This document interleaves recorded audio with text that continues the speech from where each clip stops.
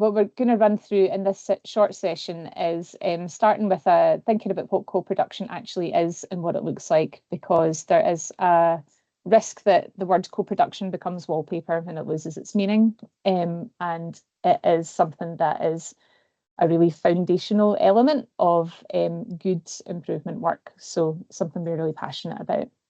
We'll talk a little bit about why it's a good approach, and look at what it might look like in practice for you all as people who are looking at a process of self-evaluation and improvement through self-evaluation, and maybe a few wee first steps that you could go away and think about. So that's the plan for the next 20 minutes or so. But I work for In Control Scotland. So for people who don't know, we are a small charity that works collaboratively, co-productively to improve social care with a particular focus on self-directed support. So we really do co-production for a living, every single one of us. All of our programmes are co-produced, co-designed, co-delivered, and the work that we do to help organisations and supported people take control over support and improve things is all done through co-production. So we really do live our values as a team, and we all have, in our great diversity, lived experience of disability and unpaid care. Almost all of us have that, as well as experience of social work, social care, health, support provided organisations, all sorts of things. But that's us. But I'm going to ask you a question first. Tell me, either in the chat, Des, this is where you need to get you to pay attention. People in the room, what's co-production? Tell me what it means. Any ideas? How do you define it? Let's try and co-produce a definition of co-production. I'll give folks a second to type. Or on you go, come in if you know, on you go, come in verbally, that's fine. I was just going to say, obviously collaboration with all parties involved. Cool. All parties involved, collaborating together, nice. Any more? Elspeth, do you want to come in? On you go. I think it's where there's an equal partnership, where people have not just consulted about things, but are equal partners in any change that's being proposed or any plans that are being made. Nice. So that notion of equality, absolutely nice. Any more? Shauna's come in with, collaborative approach, working together equally. So I think bringing those threads together, Nice. Use a nice number to round it up, but if anybody has any more, stick them in the chat. I'm going to give you two definitions. One is a bit more technical and one is probably the language I would use. But the more technical definition I find this really interesting is about bringing people who are furthest away from power, opportunity and wealth closer to decision-making, policy development, service design and accountability. So this definition I like because it's really sets out at the very first step that there is a power imbalance in co-production. And we're going to talk about that a little bit more as we go through this, but also an opportunity imbalance and sometimes a wealth imbalance for the communities that we're talking about, that we exist to support and serve, being just further away from these things. And the idea of working in a co-productive way is about bringing those groups closer to the ability to make decisions, to develop policies, to make improvements, blah, blah, blah, all that kind of thing. That's the first definition. You can sound off in the chat about what you think about that one. But the one that I usually use when I'm speaking to people is co-production is about combining everyone's strengths so we can work together and achieve positive change. So that feels a wee bit more aligned to what you guys were saying. So I think we're just about on level playing fields in terms of what we think co-production is. Did somebody unmute to say something there? Because I can't see you. So if you did, come on in. If you were just coughing, then that's absolutely grand. I'll scoot along. No hands, so, yeah, you're all right. No worries, thanks, Des. So yeah, lots of those elements that are in here. We're talking about using strengths, working together, collaborating, equalising power, and somebody mentioned as well, all groups, all types of people. So we do, as organisations, as much as we say we want to do co-production, even do co-production, as much as we want to co-produce things and involve people and really make things really meaningful, most improvement does still follow the old way of doing things. And I've put old in inverted commas because actually there have been radical people about for a long time, but the more traditional way of doing things is usually people like us who are in paid roles producing solutions we think will work. That tends to be how a lot of change and improvement stuff happens. Folk who have something relevant in their job title come together to make a change.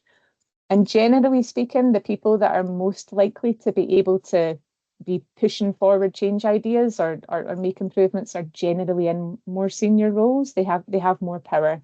More rare for frontline practitioners or people working in community organisations to be the ones making those decisions to make change happen. They might, but they probably don't have direct experience of what it is to what it's like to need or to use these solutions that we're talking about. And generally speaking, decisions are made for people and not with them. So that's been the crux of an awful lot of the way that improvement, service design, quality work has happened in the past, traditionally speaking. So that's not co-production. What co-production looks like from my perspective is that idea that you said, Elspeth, it was definitely yourself that said people working together on an equal basis. And this is a change. This is about making sure that no voice is heard more strongly than others, no opinion is held in higher regard than anyone others. And that's a really easy thing to say, but not an easy thing to do. So we'll unpick that in a wee slide or two's time as well. But co-production also looks like everybody contributing their experience, skills, and ideas about what works. We all have different life experiences, different understandings of systems and process and reality of what it feels like to either work in social care support or to receive it. And actually good co-production harnesses all of that and allows people to contribute all of that equally. Good co-production also is conscious of the power imbalance in the room and takes active steps to shift it so that everyone feels like they've worked together. I don't know how often I've been in a position where somebody's thought, oh, you could do your job better, and they've organised it on my behalf, and I've felt quite powerless in that, and that's even as an employee. So when we do that at a community level or an individual level, we have to make sure that in order for it to work well, people feel like they have actually had the chance to work together. And we'll come on to some examples of when co-production is a term that's used, but not really, it's just the wallpaper window dressing. So to show you what that looks like in the real world, I'm sure you'll have examples. But in terms of good co-production, people with lived experience don't just have influence on decisions, but instead they can actually see what's needed, how it's developed, and how it can be delivered. And I'm going to give a wee quick caveat, and this is maybe a wee bit controversial, but I feel like it's important to say when we're reflecting on those that are furthest away from power, that first definition that I gave, generally speaking, we're talking about focusing on people with lived experience of using services, so disabled people and unpaid carers, and absolutely rightly so, because they are the very furthest away from power. But when you're doing your self-evaluation and your improvement work, good co-production also looks at the people closest to delivering those services as well. So people working in communities, frontline practitioners, people who are tasked with delivering the change. So they usually lack that power and agency to make change, but they're often the ones that are tasked with actually delivering it. So I thought I had a fourth point. So good systems change, good learning, good improvement work takes all of those voices together and looks at not just the experience of people receiving services, but also the ones that are delivering them as well. Because that was when we did this, the 100-day project in Highlands, that was a really important thing that we looked at, was frontline workers were a million miles away from having any agency and how good support could look like. They knew the answers because they were the ones in people's living rooms telling them things that they didn't want to have to tell them in a way that they didn't want to have to tell them. So we were able to combine those frontline voices alongside experiences of people using services as well. So an important point from my perspective is if you're doing this co-productively, it's everybody all together. So why is co-production a good approach? So generally speaking, it changes people's experiences of working with services. So we do this an awful lot in terms of improvement work, or we've got co-production programs, working together for change. We do loads and loads of work like this. And when people feel heard and seen, it really changes hearts and minds around about attitudes of how they are supported and how they engage with services that are supporting them. And it helps build much more positive relationships. Being part of the system rather than feeling like you're butting heads against it all the time can be really transformative. Generally speaking, the stuff you develop is more likely to work because it's based on reality and lived experience, not me with improvement in my job title coming up with a solution that I think will work. But also it gives people that permission to think differently, which can be really, really freeing. And I mean that from all sides of the coin. Sometimes it's been really fascinating to see very senior managers often feeling like they've not got the ability to dream or think differently, but actually being in a co-production space with people using services or whoever it might be allows them the space to think differently too. So it's not just beneficial to end users. So there's a really famous graphic that lots of you will probably have seen called the ladder of co-production, and it starts at the bottom with coercion, education, and moves up to informing, consultation, engagement, and then at the top we have co-design and co-production. So the way that this is kind of chunked is the bottom two, educating people or coercing people, is doing two. We're trying to fix people who are a passive recipient of something. So that'll be, I've written a strategy, here it is, away you and do it. That's maybe educating, or here's why. And the coercion side of obviously fulfill my strategy or you get the sack. The middle chunk tends to be where I see most of this quote unquote co-production work, which isn't really co-production, it's more engagement. So we'll send you a survey or consultation. We will write the strategy or we'll write the thing and we'll ask you what you think of it. Or informing, just being like, it's available on our website, go and have a wee look and tell us what you think. A lot of what I see masquerading as co-production tends to be in that middle chunk. But the top part is exactly what we've been talking about, doing with people in an equal and reciprocal partnership. So I've seen 101 examples of probably all of these things, but I just wonder out to the group, have you got examples of things that you've been involved with that fit somewhere in this ladder? Consultations are, Scottish Government are forever doing consultations on bits of policy and legislation and all the rest of it. That's, we've written the briefing paper, we've asked, we know the questions we want you to answer, fit them into our box and we'll tell you. It's not a bad thing, but it's not the pinnacle. It's one example from me. Anybody got any examples you wish to share? Ever since Jane hit that record button, people are less likely to chat to me. I think there was some typing coming in, so it might come up there. Anonymous chatting, excellent. Although Alana put her picture on, so it might, I don't know. Alana, did you put your picture on I mean, I deliberately? was just waiting, hoping that Go on, somebody then. else would talk, because you know I'm not good at this silent. I hate it. I know. Go for it then.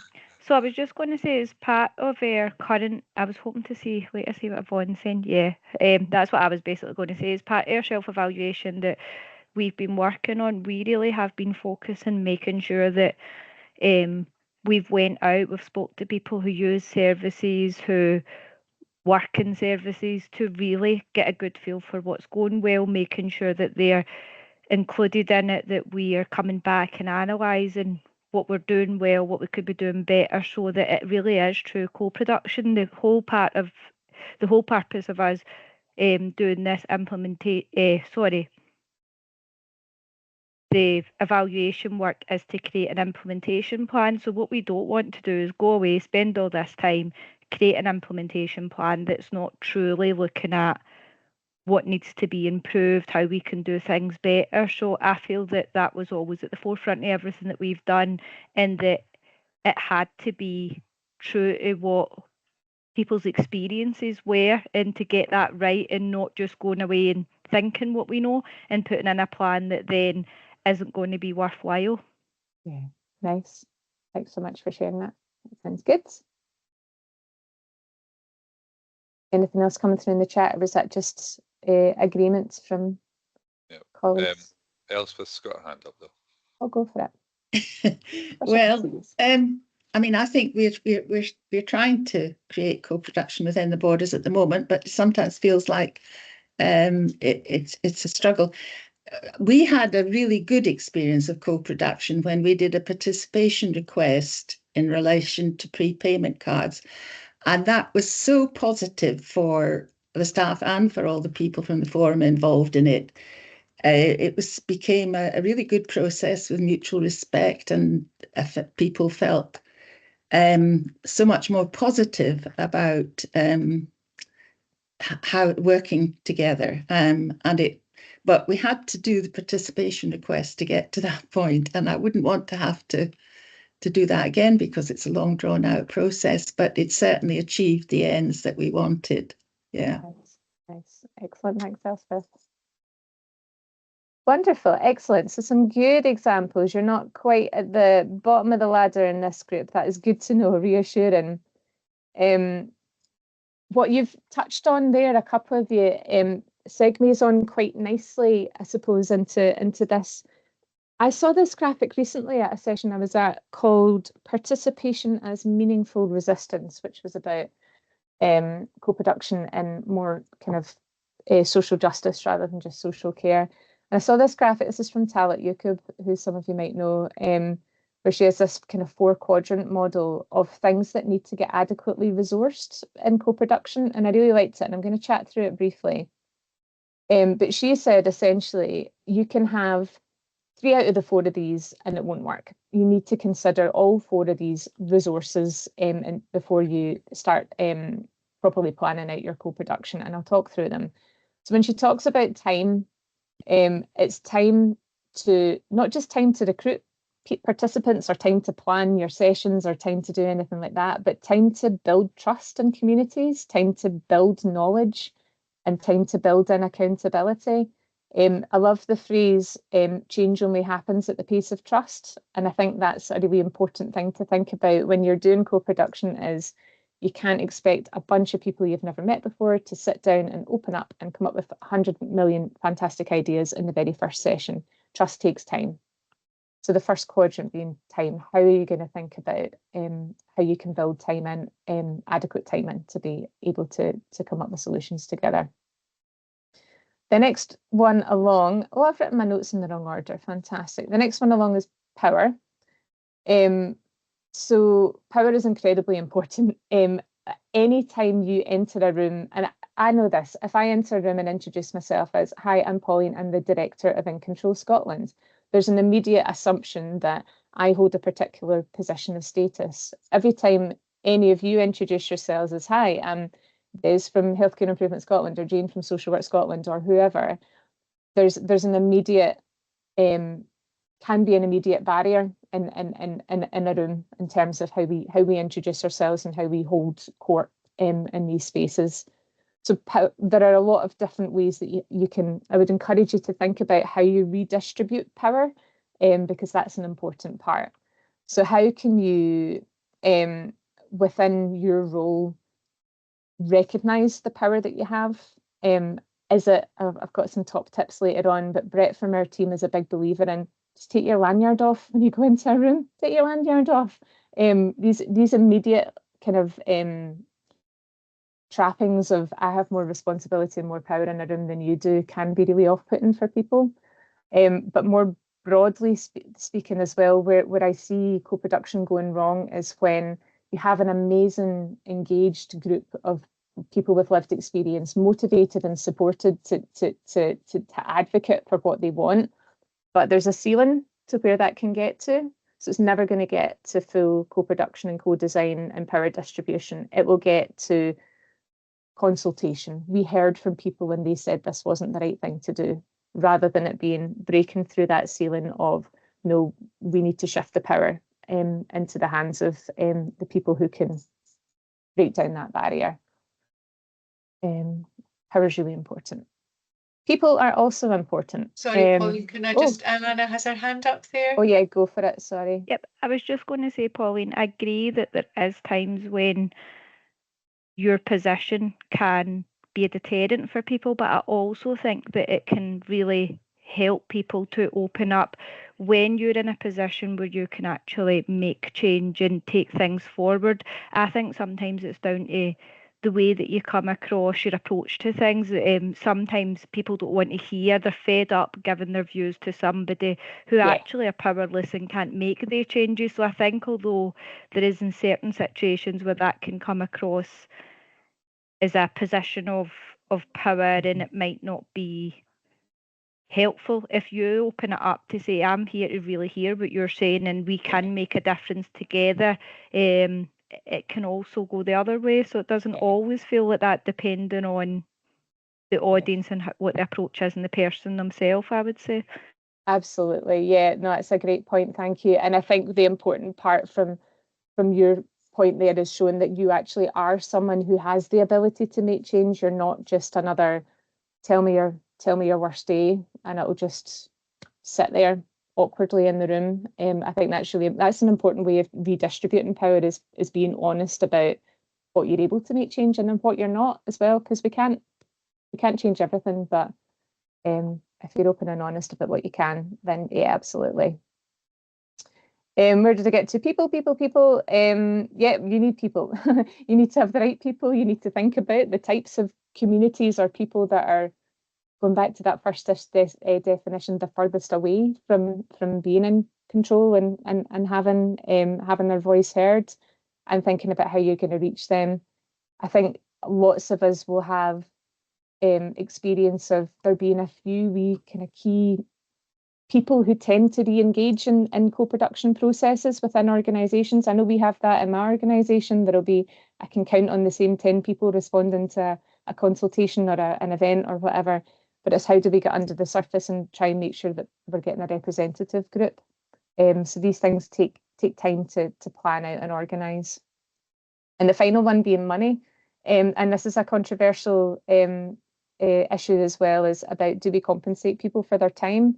In Control Scotland, we do. We use a Scottish Government framework to pay for lived experience participation in programmes. But as well as that, it's thinking about the financial barriers that people might face just from coming along, not even just being paid for their time, but are they able to get replacement care or childcare? Are they able to get to a venue without money up front? Are they able to, if it's online participation or engagement stuff, do they have a laptop? Do they have credit on their phone? Do they have all of these things? So at no point should somebody be out of pocket as a consequence of them participating in some kind of co-production. So these are just, I like this as a simple thing, like a checklist when you're starting to do your thinking about how you're going to co-produce with people, mapping these things out. How much time do we need? How do we redress the power? How do we think about the financial resources, and who are the people that we need to have? I've been yapping too long, so I'm going to scoot along. A load of you have seen this before. It ties in most relevantly to that thing that I just said about power and money in particular, and people actually fits with it all.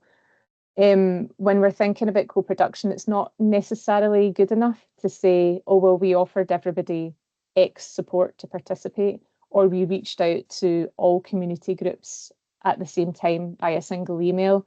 That's equality, but it's not necessarily equity. There may be some groups who are less trusting, further away, not as well financially resourced, geographically distant, blah, blah, blah, that may take different amounts of time and effort and resource to be able to build into participation and co-production.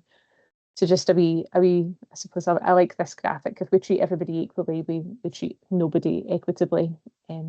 So have a good think about how you're gonna overcome those barriers. So why are you here?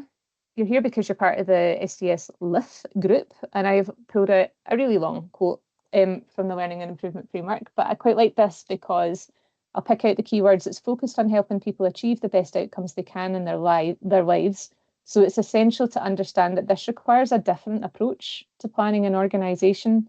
which requires continuous exploration, experimentation, and learning. And it's this mindset of a process of continuous exploration that will help you make the best use of a self-evaluation process. I feel like if you were to transpose the word co-production into there, it would mean the same thing. Co-production is about continuous exploration. It's about continually testing and trying and learning new things from a diverse group of people. So I think there's a really nice parallel between what I'm talking about and what the broader LIF framework says. So I'm going to fire out some little, some important principles for co-production, because I'm vastly running out of time because I could yap about this for hours.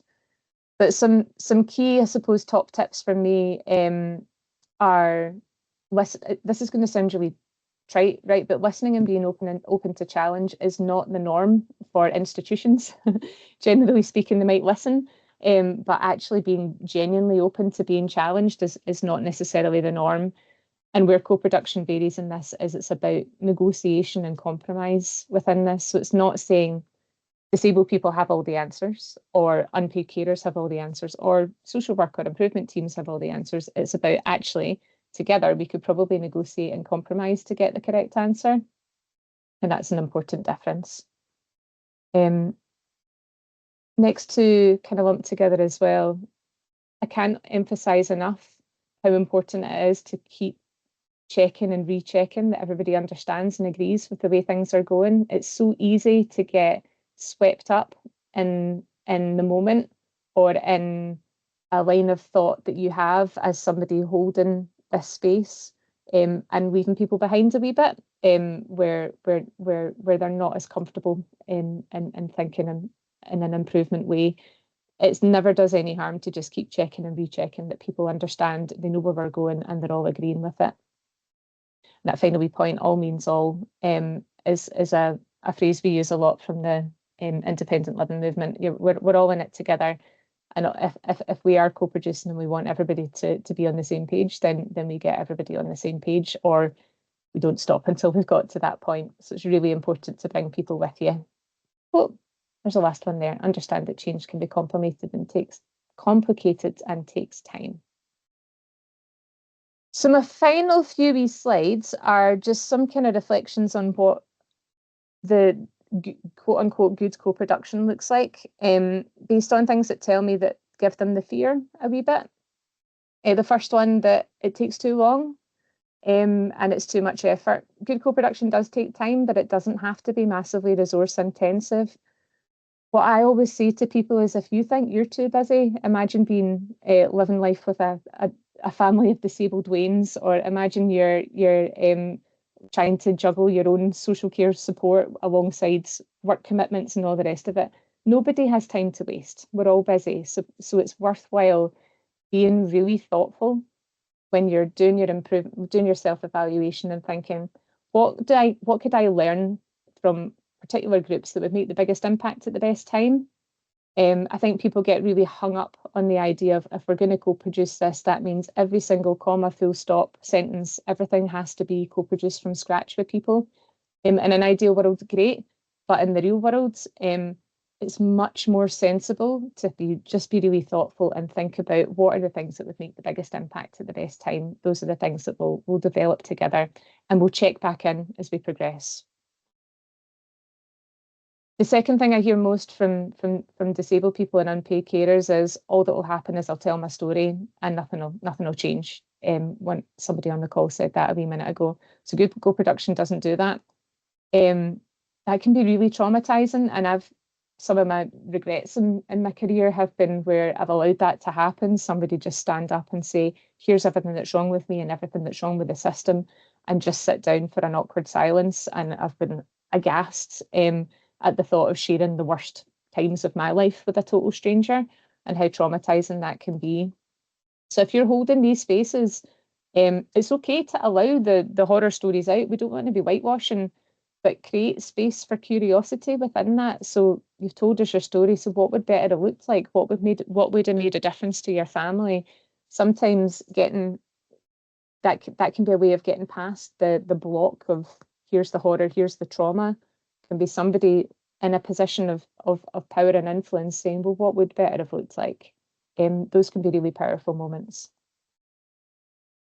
The third thing that I hear a lot is, but we can't be promising things we can't deliver on, which leads people to diminish their thinking and be a bit afraid of thinking big. And I'm a big believer in asking people of what their dreams and nightmares are. I come from a person-centered planning background back in the day, and actually the language of dreams and nightmares can be super, super powerful because you can dig into it. And we're not talking about making promises that you can't deliver on at all. We're asking what would better look like, what would the dream, what would the nightmare? A yes and approach rather than a no, because it's so easy to, when you get critique, either feel blamed or feel like people are laying blame on other groups, and shutting things down, going into that, no, we couldn't do that because X. But you're on this journey because you know that things can be better. So you are already in the mindset of creating those spaces for critique. The not taking offence can be hard because you don't do things because you want to make people's lives difficult, but it's an important part to create the space for people to feel safe to critique. And then the last bit is, I don't know how many times as well I've heard this from people that, I just turn up to these events and either nothing happens about it or I'm not really sure what the purpose of it is. So it's really important to make sure that everybody knows why they're there. And I mean, you guys as well, your job is not there to fix people or to find solutions. You're there as kind of facilitators or improvers or self-evaluators or whatever you want to call you, to listen, to reflect, to draw out patterns, to notice and spot patterns, and to challenge sometimes as well. I think people get frightened of the idea of challenging in co-production spaces. When Elspeth talked about that definition, we're all equal, we all have equal power.